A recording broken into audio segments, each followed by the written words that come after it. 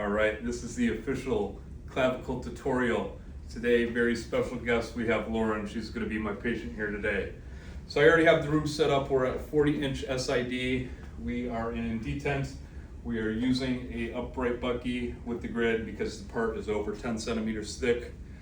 Could do it supine, could also do it PA. We'll go over that in a second. But we're going to do an AP and an AP axial. So I'm going to have my patient Lauren here stand against the board. Her back will be against the board. We're going to do the AP here first.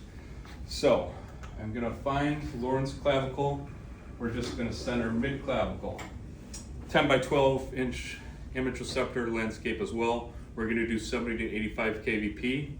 AEC is not recommended here. The clavicle is a small part, so it's going to be hard to fit that into the AEC photocell, so you might have a bad exposure. So anyway, we'll look at Lauren's left clavicle here. So I'm going to have her scoot over a little bit to the right. Good. Here I'm about mid clavicle. I'm just going to collimate. We want to make sure we get at least to the SC joint and the whole clavicle all the way, so her AC joint as well. I'm going to line up the image receptor here. We'll have her hand in a neutral position here. Just here, fine. Yep, that's looking pretty good. Let's see, I'm just gonna collimate up a little bit. And then we're just gonna do a suspended respiration here. So there is your AP clavicle. We're gonna do an AP axial clavicle as well. The point of the AP axial clavicle is to project the clavicle above the scapula and ideally the second or third rib as well. So we're gonna use a 15 to 30 degree cephalic angle for that. The angle depends on the body habitus. If they are very asthenic, super skinny, super thin, we're gonna put more of an angle on it. Why might that be, you ask? Lucky for you guys, I have this diagram here, so I'm gonna have my lovely camera woman zoom in here. So, the circle here is gonna be the patient or the clavicle. So if they're super small, you see here, I have the same angle. The angle is going to go a little bit farther because there's more room to project with the diverging beam on the thicker patient. So here with the same angle, it goes all the way to these made up numbers.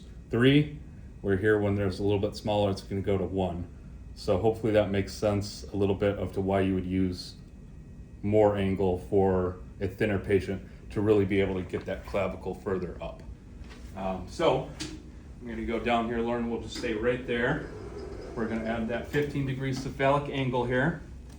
And here is where the difference between the AP and PA that I was talking about would come in. So every time where it would be AP and you're going to flip them around, you would do an opposite angle. So if she's in PA position for whatever, she comes in prone for some reason, we would do a 15 degree caudal angle. Advantage of that would also be clavicle will be a little bit closer to the image receptor, less magnification, better spatial resolution, but really we're just going to do an AP. So I'm going to just line that back up to Lauren's mid clavicle here. We'll line up our image receptor. Still going to be 14, 17, still 70 to 85 kVp grid, 40-inch SID as well. Lauren's hand is still going to be neutral. The breathing instructions for this is going to be a little bit different.